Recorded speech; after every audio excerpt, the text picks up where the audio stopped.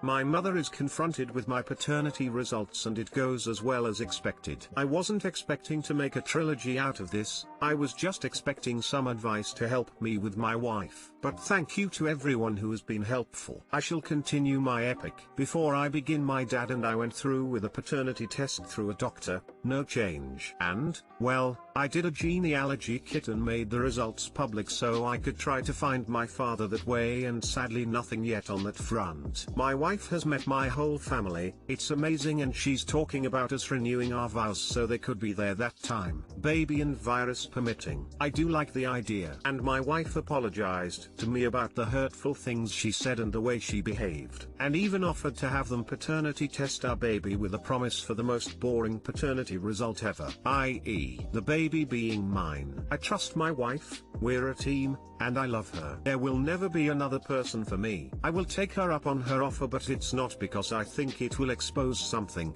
and I've told her just that. My stepfather reportedly gave my mother my paternity results. He told me she screamed that BTCH. I believe that is a reference to my stepmother. He claims my stepmother tampered with the results of all the tests as kids took, to make my mother look bad because, and I quote, that skank couldn't close her legs for a cold breeze, she left CK everything that moves.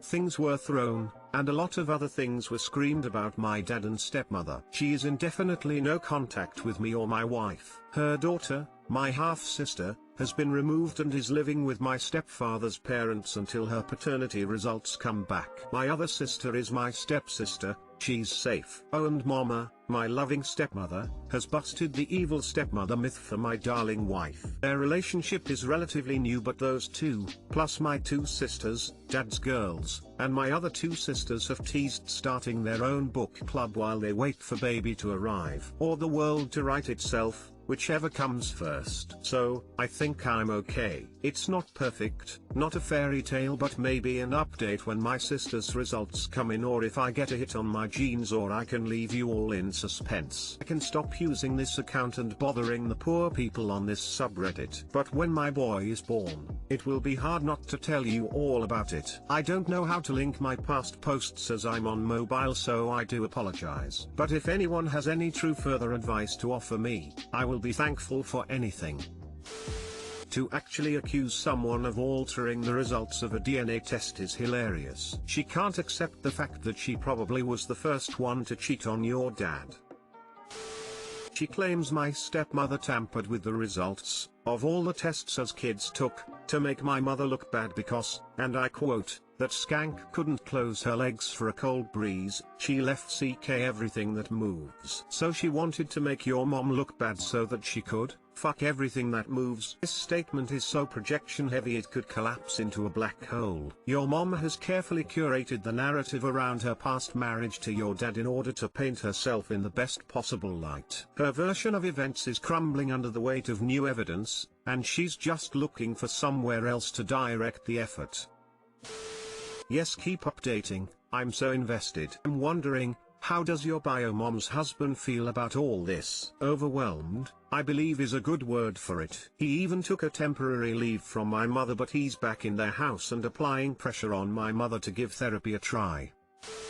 Your mom is a massive cunt. Seriously, projects her infidelity onto you and your dad to your wife to the point she questions your fidelity, then has the audacity to say the DNA tests have been tampered with once the truth comes to light? Who is she trying to convince here? Question mark. Good luck on your bio dad search, maybe post on Facebook or some other genealogy site that you're looking for a man who was with your mom at time of conception. Who knows? Maybe your bio dad has been holding on to guilt of being the AP this whole time, and to find out he has a son would be one way to open up about it. Seeing how this story has been unfolding, that doesn't sound like too much a stretch. She did as expected, blamed everyone else. But good luck to Op in finding out who his bio dad is. Us ma'am ain't ever telling.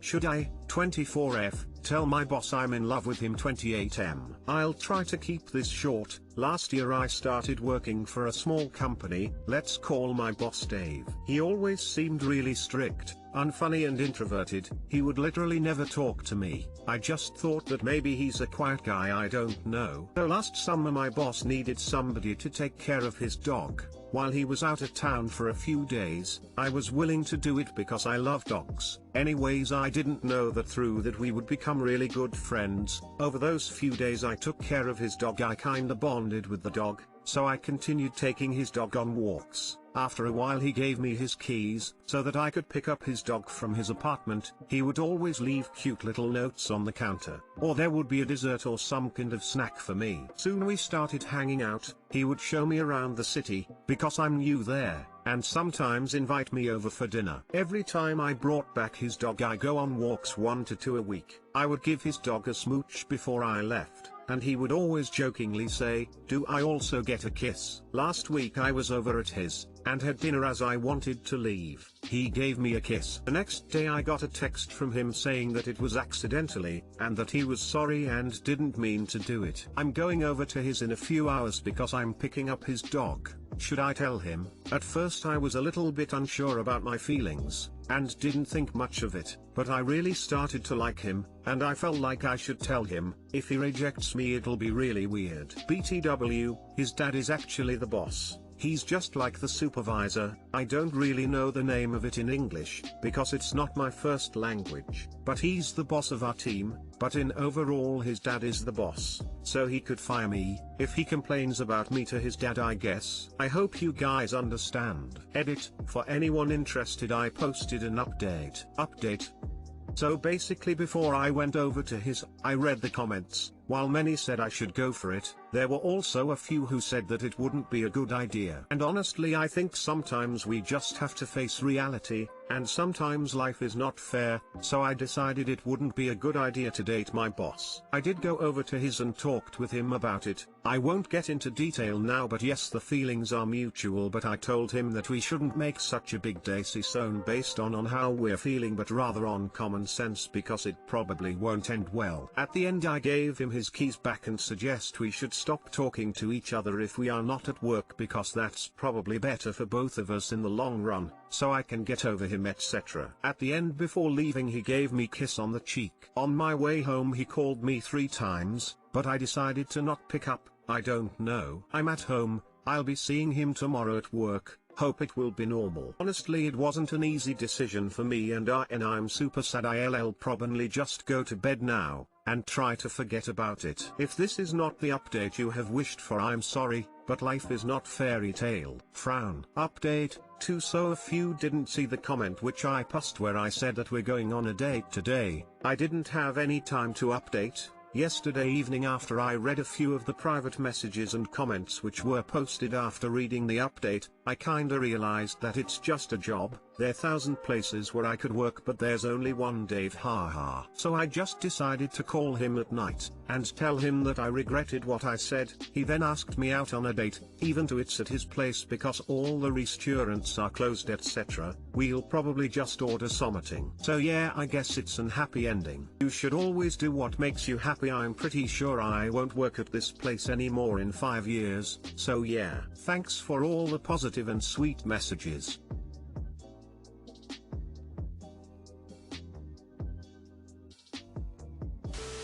Tell him the kiss didn't bother you, that accidents happen, and, as long as the accidents aren't happening at work, then accidents aren't a terrible thing. Just be prepared, if things go poorly, to find a new job. But I think he likes you too. Say this, but remember, don't shit where you eat. If you do want to try a relationship with him, get a different job. You won't have a healthy relationship when he could get you fired if he wants to. I'm probably gonna get downvoted into oblivion for this, but the amount of comments saying to just go for it is unsettling. Even if HR gave the okay, dating your supervisor is just asking for things to go horribly wrong. This isn't someone in another department or section of the office. It's someone you presumably report to every day. It's a huge power imbalance, and issues in your personal relationship will affect your work relationship, and vice versa. I would highly suggest looking for another job if you're serious about pursuing a relationship with him. Actually, I do get your point, and that's some honest advice here. I think it's better for me not to do it.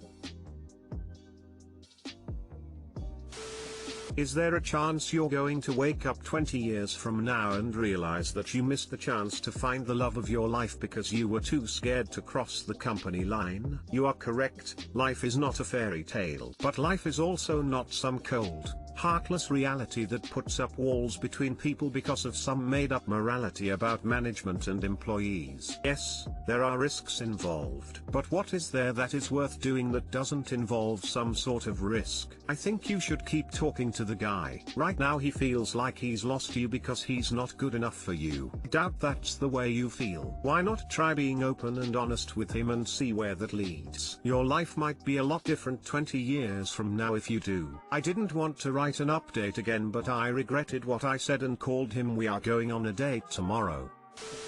Your boss definitely likes you. His dad owns the company, so he's not worried about HR. Go for it. You must have not responded favorably to the kiss and he's probably sweating in his boots. He did something wrong. He's not going to make a second move on you, ever. Ball is 100% in your court. Singing for my girlfriend. My girlfriend, 28F, of 3 years, and I, 27F, have our nightly babe time. Babe time is when we talk on the phone until one of us gets sleepy and goes to bed. Usually she falls asleep first because I'm a night owl. She is asleep now as I am typing this. Most of the time when that happens, I wait on the other line until she falls asleep. Sometimes I sing to her a little bit because she says my voice relaxes her. The usual songs I sing to her are Love Me Tender, You Are My Sunshine, You by the Carpenters, Can't Help Falling in Love. Anybody here who's sung to their love? What are good songs to sing to my GF while she's falling asleep? She enjoys songs and music, but her taste isn't discerning. I am a big fan of Norah Jones, Hosier, Adele, and love songs in general. I appreciate your help. Update, well, this blew up. Thank you for your comments and suggestions. I'm glad you guys enjoyed this post. I showed this to my girlfriend and said you guys are sweet. It's gonna take some time to go through all the song suggestions, so that'll be fun. Angel of Death by Slayer really tugs on the heartstrings. Seriously though, Be My Baby by the Ronettes is my favorite love song of all time. Love Song and Just Like Heaven by The Cure would be good options too.